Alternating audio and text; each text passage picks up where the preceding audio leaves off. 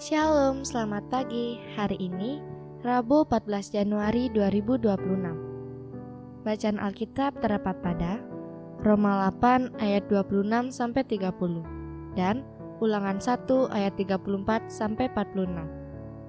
Ayat nats pada hari ini terdapat pada Mazmur 34 ayat 8 yang berbunyi, Malaikat Tuhan berkemah di sekeliling orang-orang yang takut akan Dia, lalu melumputkan mereka.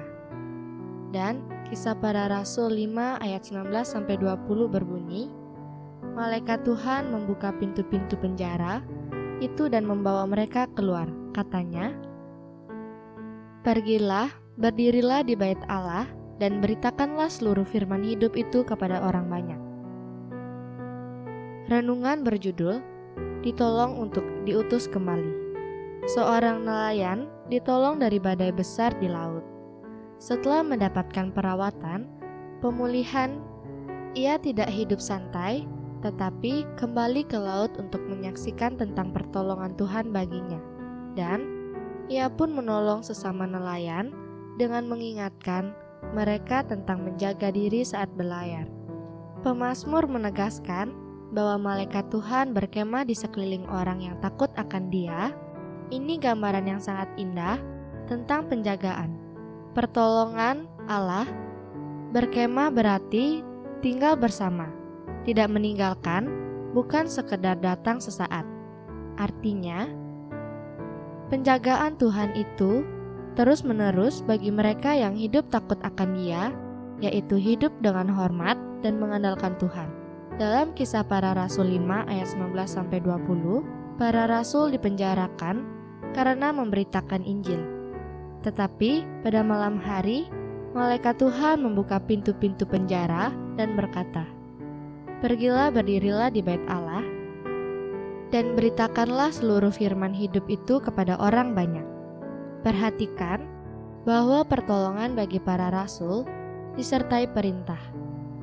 Tuhan tidak hanya menolong mereka keluar dari penjara, tetapi juga mengutus mereka kembali untuk melanjutkan pekerjaannya. Pertolongan Allah bukan sekadar untuk kenyamanan, melainkan keberanian untuk melanjutkan tugas pelayanan yang dipercayakan. Sesungguhnya, kita tidak diselamatkan untuk hidup tenang tanpa arah, atau sekadar menikmati berkat Tuhan bagi diri sendiri. Setiap kali Tuhan meluputkan kita dari bahaya, menolong kita melewati pergumulan, atau membebaskan kita dari penjara batin seperti rasa takut, kecewa, atau dosa. Yang mengikat itu bukanlah akhir dari perjalanan iman kita, justru disitulah awal dari sebuah misi baru. Tuhan menolong kita bukan hanya supaya kita selamat, tetapi supaya kita bangkit kembali hidup dengan tujuan ilahi dan memberitakan kasih serta kuasa-Nya kepada orang lain. Oleh Pendeta Paulina Jasri Danggu. Doanya, Tuhan, terima kasih karena Engkau selalu menolong kami. Tolong kami agar tidak berhenti pada rasa aman, tetapi melangkah dalam panggilan-Mu untuk memberitakan firman hidup kepada dunia. Amin. Saya Iren, Widya Asih Singaraja, salam bumi bersukacita dalam damai sejahtera. Terima kasih.